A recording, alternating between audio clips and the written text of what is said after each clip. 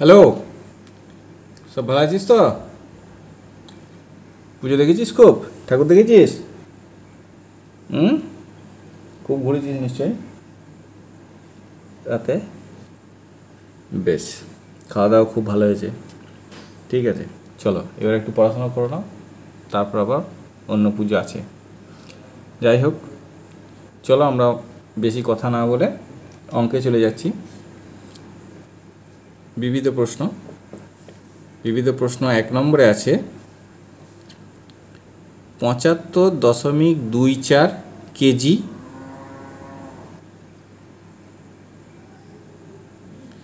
Into 3 গুণ 3 সমান dash KG dash হেক্ট্রা মানে হেক্টোগ্রাম ড্যাশ গ্রাম, না ডেকাগ্রাম। ঠিক আছে, এটাকে আমরা কি করব, প্রথমে গুণ করতে হবে। তো কীরকম গুণ করব দেখো, এখানে আমরা লিখব কেজি হেক্ট্রা ডেকাগ্রা। এবার আমাকে এটাকে বসাতে হবে। এই যে দশমিকটা রয়েছে এটা যে এককে আছে তারপরে হবে, তার মানে এখানে তাহলে আগের যে 75টা 75টা একটাই ঘরে বসে যাবে, কারণ এর আগে আর কোনো ঘর নেই। আর বাকি যে দুটো ডিজিট রয়েছে, অঙ্ক রয়েছে 2 আর 4, এই 2 আর 4টা দুটো ঘরে বসবে, কারণ আমার এখানে ঘর আছে। এবার আমি একে গুণ করব 3 দিয়ে। 3 দিয়ে গুণ করলে 3 4 12, 2 হাত থেকে 1, 3 2 6 1 7, 3 5 15, 5 হাত থেকে 1 22 হলো। তাহলে দেখো কি হলো, এটা হচ্ছে কেজি, তাহলে 225 কেজি, 7 হেক্টোগ্রাম, 2 ডেকাগ্রাম। এটা হয়ে গেল আমাদের অ্যান্সার। হয়েছে। এবার নাম্বার 2তে যাব। নাম্বার 2তে আছে 3 কেজি 1 হেক্টোগ্রাম 4 গ্রাম। 3 কেজি 1 হেক্ট্রা 4 গ্রাম সমান ড্যাশ ডেকাগ্রাম।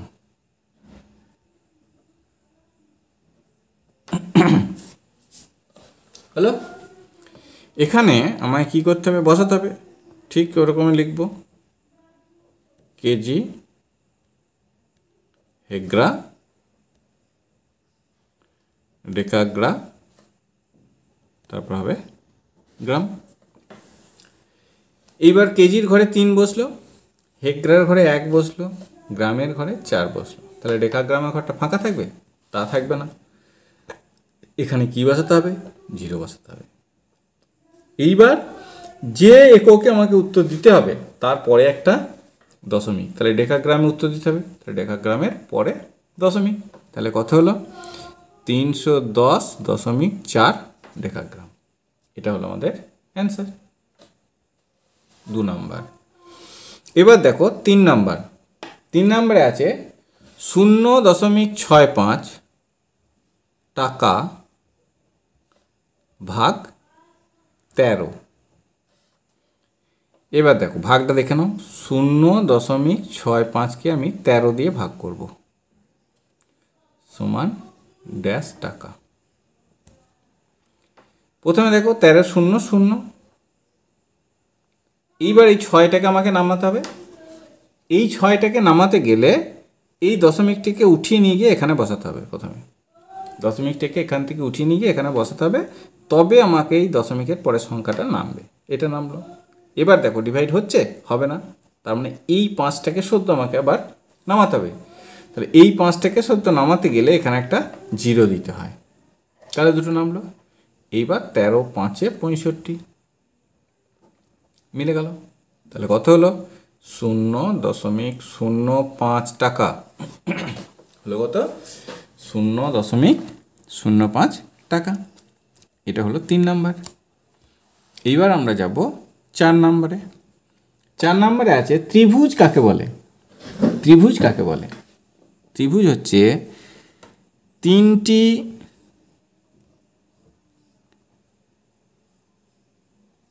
বাহু দ্বারা, বাহু বা রেখাংশ,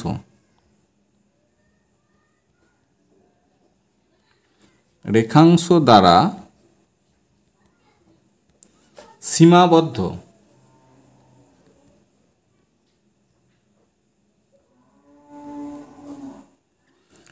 তিনটি রেখাংশ দ্বারা, বাহু বা রেখাংশ দ্বারা সীমাবদ্ধ সমতলিক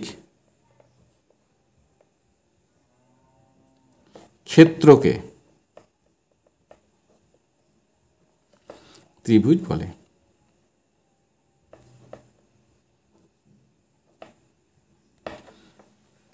তাহলে কি বললাম? তিনটি বাহু বা রেখাংশ দ্বারা সীমাবদ্ধ সমতলিক ক্ষেত্রকে ত্রিভুজ বলে। কেমন দেখে নাও, এটা একটা রেখাংশ, এটা একটা রেখাংশ, আর এটা একটা রেখাংশ। এই তিনটে রেখাংশ দ্বারা সীমাবদ্ধ, এই যে একটা সীমাবদ্ধ মানে কোনোখানে ফাঁক নেই, দেখো এই যে চিত্রটা হলো বা ক্ষেত্রটা হলো, একে বলা হচ্ছে ত্রিভুজ। এখানে নাম দেব এ বি সি। তাহলে এখানে এ বি সি হলো ত্রিভুজ।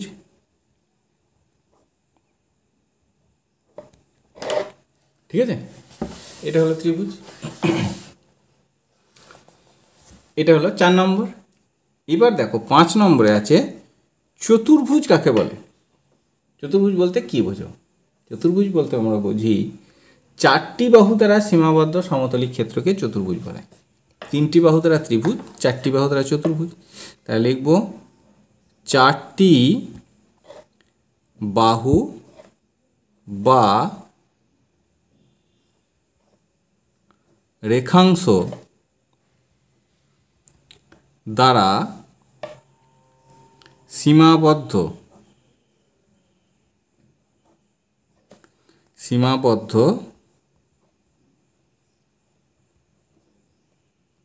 সীমাবদ্ধ সমতলিক ক্ষেত্রকে চতুর্ভুজ বলে।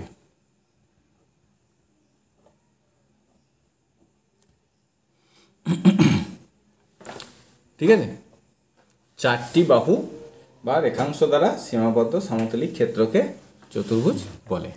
এর চিত্রটা কীরকম হবে?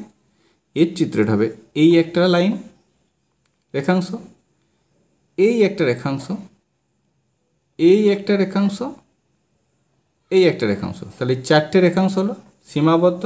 এই যে ক্ষেত্রটা হলো এটাকে বলা হচ্ছে চতুর্ভুজ। আমি এরকম নাম দেবো এ বি সি ডি। নামটা কিন্তু পরপর হবে, একটা নির্দিষ্ট রাউন্ডে হবে। এখানে এ, এখানে বি, এখানে সি, এখানে ডি হবে না, কিন্তু সবসময় একটা রাউন্ড হবে। যে কোনো রাউন্ডে তুমি এই রাউন্ডেও লিখতে পারো, এই রাউন্ডেও লিখতে পারো, কিন্তু নামটা কখনোই এটা এ, এটা বি, তারপর এখানে সি, এখানে ডি এরকম হ্যাপাজার্ডলি হবে না। ঠিক আছে, তাহলে আমরা লিখব এখানে এ বি সি ডি একটি চতুর্ভুজ। ঠিক আছে, 5 নম্বর হলো। এবার দেখো 6 নম্বরে আছে বৃত্ত কাকে বলে। বৃত্ত হচ্ছে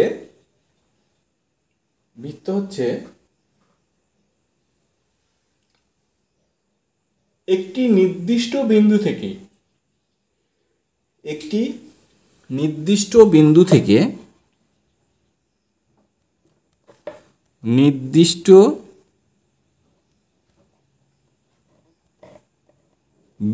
থেকে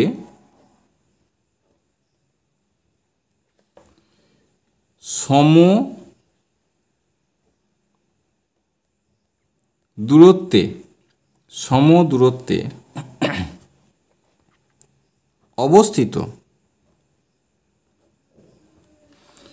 একটি নির্দিষ্ট বিন্দু থেকে সম দূরত্বে অবস্থিত বক্ররেখা দ্বারা সীমাবদ্ধ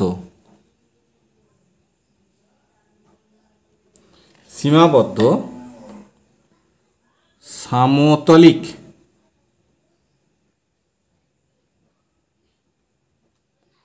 সামতলিক ক্ষেত্রকে বৃত্ত বলে। একটি নির্দিষ্ট বিন্দু থেকে সম দূরত্বে অবস্থিত বক্ররেখা দ্বারা সীমাবদ্ধ সমতলিক ক্ষেত্রকে বৃত্ত বলে। কিরকম? এটা হচ্ছে একটা নির্দিষ্ট বিন্দু, এর থেকে সম দূরত্বে অবস্থিত বক্ররেখা এরকম।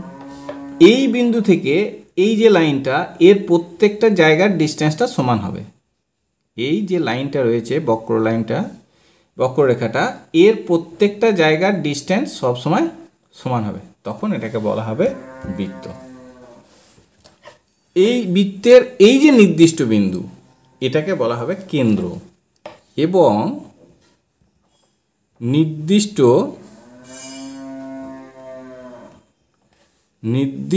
বিন্দুটিকে বলে বৃত্তের কেন্দ্র।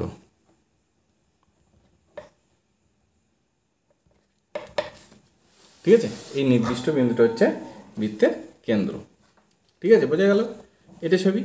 বেশ, এটা গেল 6 নম্বর। এবার আমরা যাব নাম্বার 7-এ। নাম্বার 7-এ কি আছে? নাম্বার 7-এ আছে, 7 নম্বরে আছে সমান্তরাল সরলরেখা বলতে কি বোঝো? সমান্তরাল সরলরেখা। সমান্তরাল সরলরেখা হচ্ছে একই সমতলে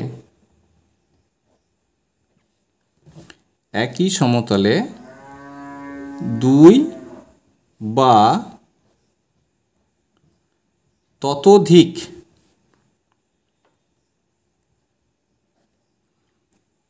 সরলরেখা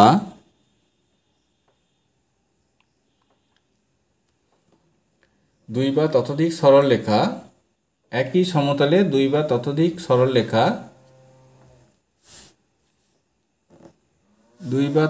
সরলরেখা পরস্পরকে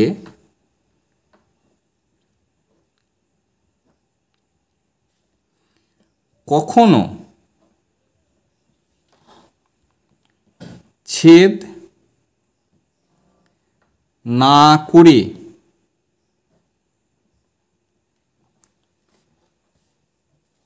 সর্বদা সমান দূরত্ব বজায় রাখলে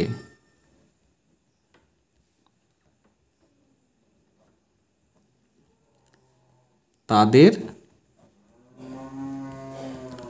সমান্তরাল সরলরেখা বলে।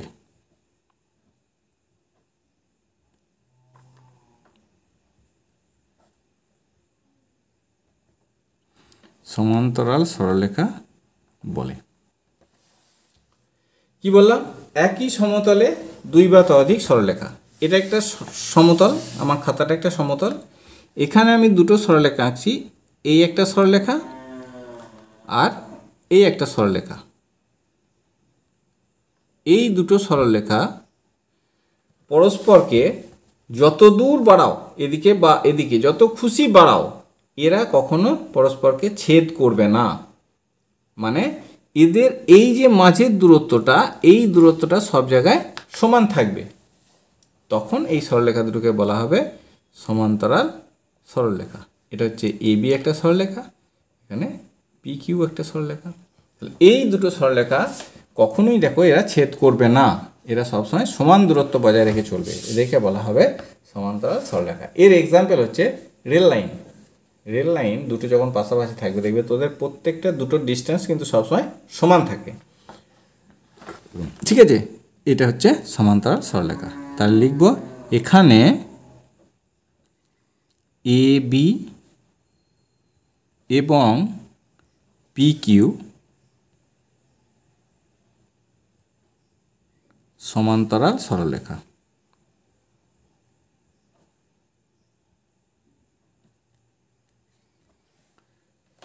ঠিক আছে,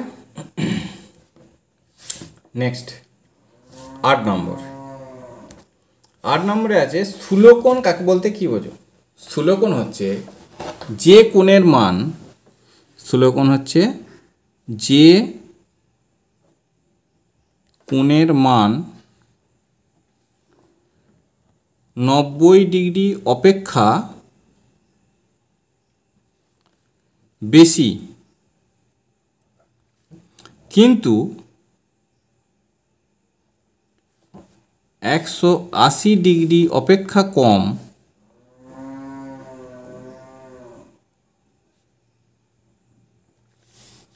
তাকে স্থূলকোণ বলে।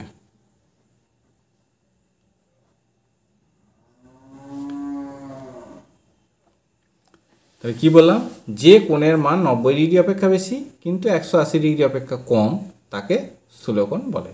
যেমন দেখো এটা এটা এটা হচ্ছে একটা কোণ এ বি সি, এই যে কোণটা এটা হচ্ছে স্থূলকোণ, এটা 90 ডিগ্রি থেকে বেশি আবার 180 ডিগ্রি থেকে কম। তাহলে লিখব এখানে এ বি সি হলো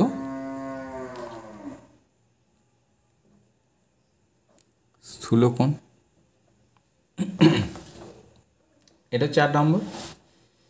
এবার আমি 9 নম্বরে যাব। 9 নম্বরে আছে 5 মিটার বর্গ এবং 5 বর্গ মিটারের পার্থক্য। 5 মিটার বর্গ, 5 মিটার বর্গ এর মানে কি? এর মানে হচ্ছে 5 মিটার বাহু বিশিষ্ট একটা বর্গক্ষেত্র। 5 মিটার বর্গ মানে হচ্ছে 5 মিটার বাহু বিশিষ্ট একটা বর্গক্ষেত্র। তাহলে এর ক্ষেত্রফল কি হবে? এটা সমান হচ্ছে 5 × 5 বর্গ মিটার সমান হচ্ছে 25 বর্গ মিটার। ঠিক আছে, এবার বলেছে পার্থক্য। পার্থক্য হচ্ছে পার্থক্য সমান হবে এটা মানে হচ্ছে 25 বর্গ মিটার বিয়োগ 5 বর্গ মিটার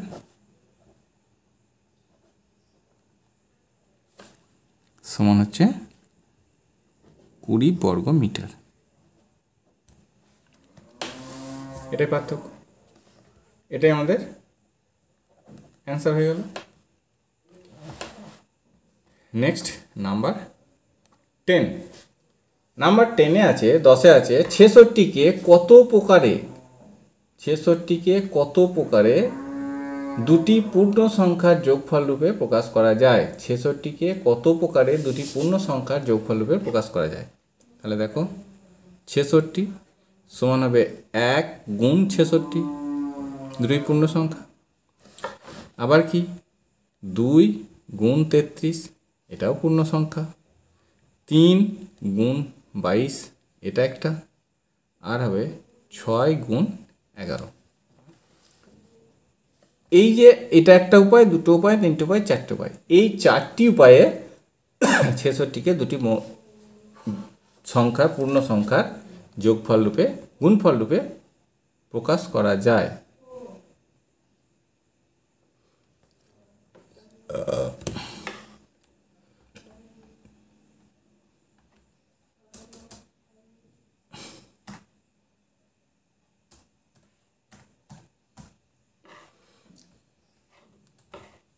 গুণফল রূপে প্রকাশ করা যায়। তাহলে আমরা অ্যান্সার লিখব অতএব নির্ণেয় 4টি উপায়ে প্রকাশ করা যায়। এটা হলো আমাদের অ্যান্সার।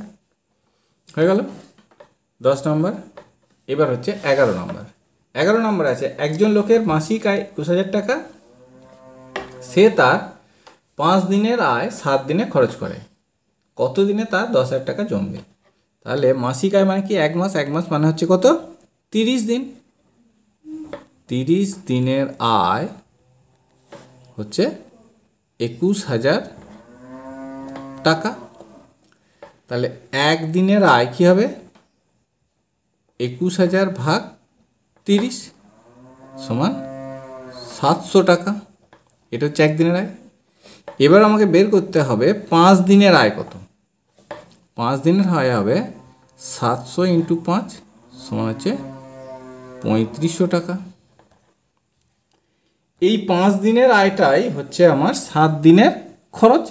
তাহলে এবার লিখব 7 দিনের খরচ সমান হচ্ছে 3500 টাকা। তাহলে আমার একদিনের খরচ কত? একদিনের খরচ হবে 3500 ভাগ 7 সমান হচ্ছে 500 টাকা। এটা হচ্ছে একদিনের খরচ, আর আমার একদিনের আয় হচ্ছে 700 টাকা। তাহলে একদিনের সঞ্চয় কত হবে? অতএব একদিনের সঞ্চয় সমান হবে 700 বিয়োগ 500 সমান 200 টাকা। এটা হচ্ছে একদিনের সঞ্চয়। এবার আমায় কি বলেছে? বলেছে কত দিনে তার 10,000 টাকা জমবে। তাহলে একদিনে জমে 2,000 টাকা, 200 টাকা। তাহলে 10,000 টাকা কত দিন জমবে?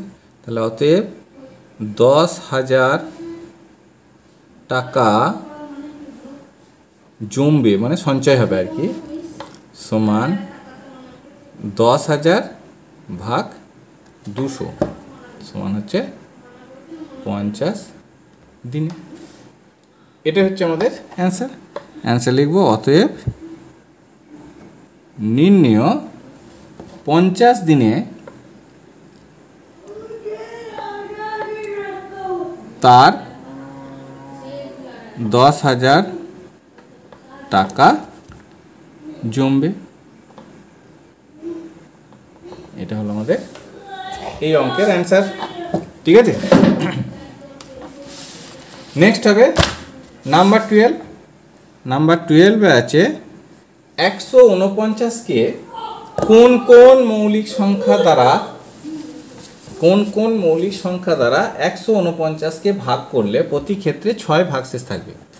তাহলে প্রথমেই 149 থেকে 6 বিয়োগ করতে হবে।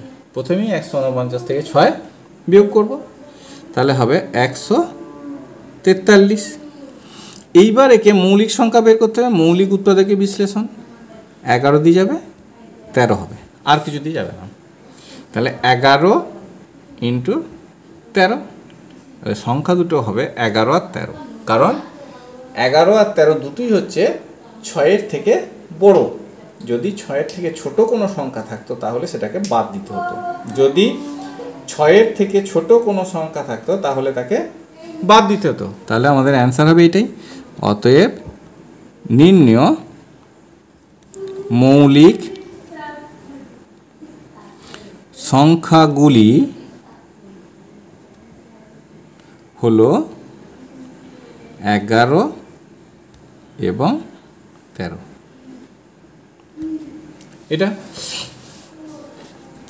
এটা 12 নম্বর। এবার যাব 13 নম্বর। 13 নম্বর হচ্ছে 8 মিটার ও 15 মিটার বাহু বিশিষ্ট দুটি বর্গক্ষেত্রের ক্ষেত্রফলের সমষ্টির সমান ক্ষেত্রফল বিশিষ্ট একটি বর্গক্ষেত্রের পরিসীমা কত হবে? তাহলে আগে 8 মিটার আর 15 মিটার বাহু বিশিষ্ট দুটো বর্গক্ষেত্রের ক্ষেত্রফল বের করি। তাহলে লিখব 8 মিটার বাহু বিশিষ্ট বর্গক্ষেত্রের ক্ষেত্রফল সমান হবে 8 × 8 64 বর্গমিটার। হলো। আবার 15 মিটার বাহু বিশিষ্ট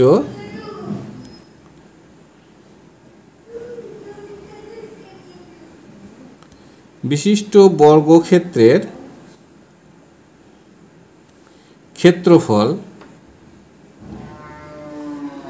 সমান হবে 15 × 15 সমান হচ্ছে 225 বর্গমিটার।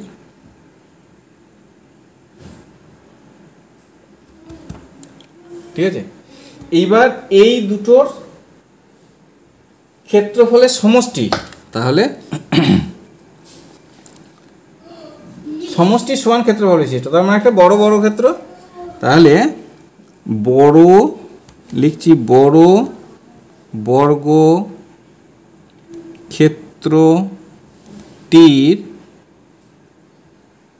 ক্ষেত্রফল সমান হবে 225 যোগ 64, 289 বর্গ মিটার হলো, 289 বর্গ মিটার। এবার এই বর্গক্ষেত্রটার বাহুর দৈর্ঘ্য বের করতে হবে, পরিসীমা চাই, তার মানে আমাকে বাহু বের করতে হবে। তাহলে অতএব বাহু সমান হবে 289 এর বর্গমূল, এটা হবে 17 মিটার হলো। এবার আমাদের কি চাই? পরিসীমা। এবার লিখব অতএব পরিসীমা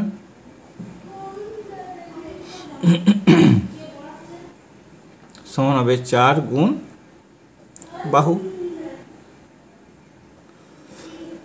সমান 4 গুণ 17 সমান হচ্ছে 68 মিটার হয়েছে। তাহলে এটাই হচ্ছে আমাদের উত্তর। তাহলে লিখব অতএব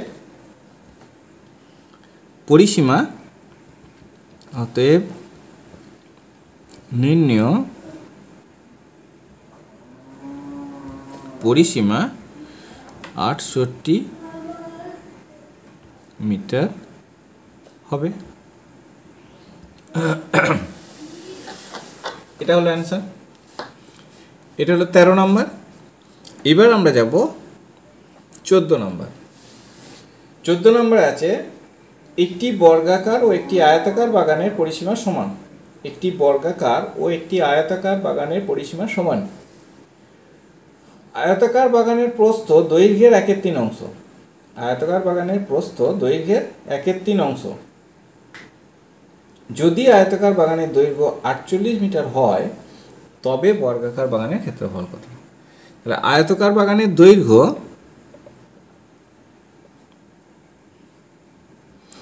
আয়তাকার বাগানের দৈর্ঘ্য 48 মিটার। তাহলে প্রস্থ কত?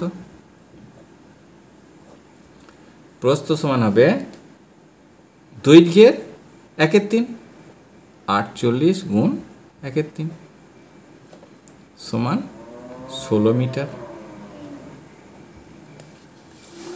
এইবার কি করতে হবে? এর পরিসীমা বের করতে হবে। তাহলে অতএব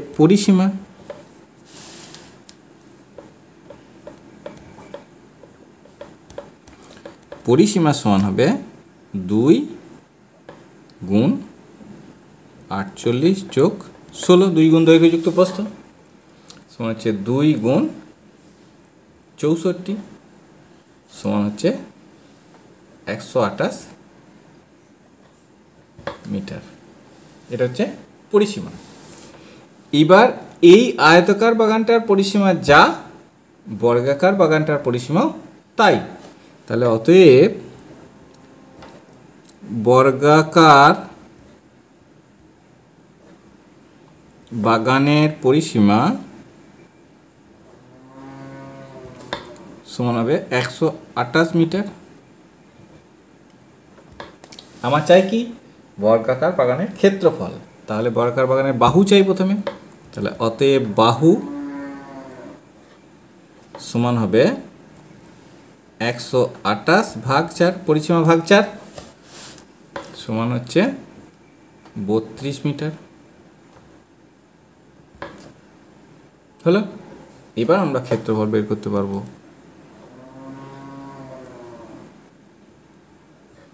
ক্ষেত্রফল সমান হবে 32 গুণ 32, বাহু গণিত বাহু। এটা দুটো গুণ করলে আমরা পাবো, এই দুটো গুণ করলে হবে 1024 বর্গ মিটার। এটাই হচ্ছে আমাদের এই বর্গাকার বাগানটার ক্ষেত্রফল। তাহলে আমরা অ্যান্সার লিখব অতএব নির্ণেয় বর্গাকার বাগানের ক্ষেত্রফল 1024 বর্গ মিটার।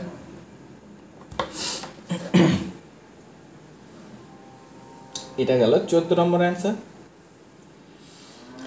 এইবার আমরা আছে 15 নম্বর। 15 নম্বরে আছে একটা সরল বা সিম্পলিফাই। 15 নম্বরে কি আছে? সরল।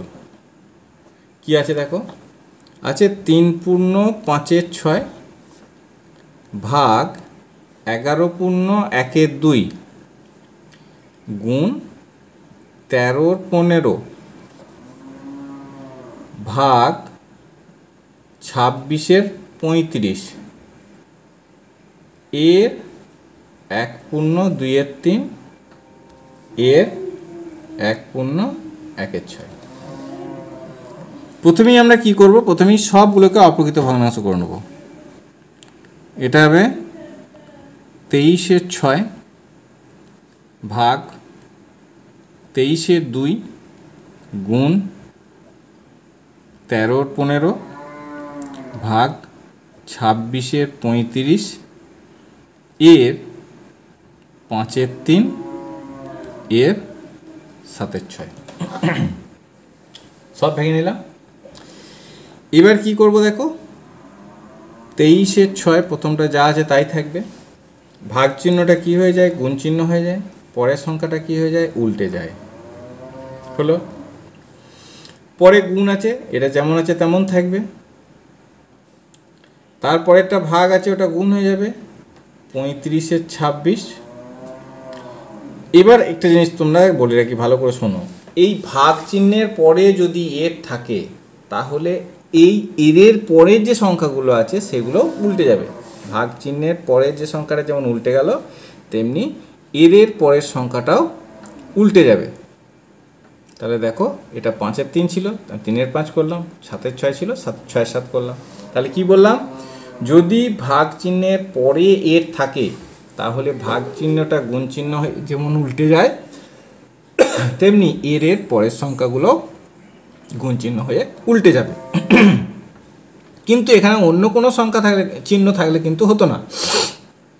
যদি এখানে গুণ চিহ্ন বা যোগ চিহ্ন বা বিয়োগ চিহ্ন থাকতো তাহলে এটা কিন্তু হতো না। শুধুমাত্র ভাগ চিহ্ন থাকলেই এটা হবে। এবার কাটাকাটি করো, এটা কেটে গেল,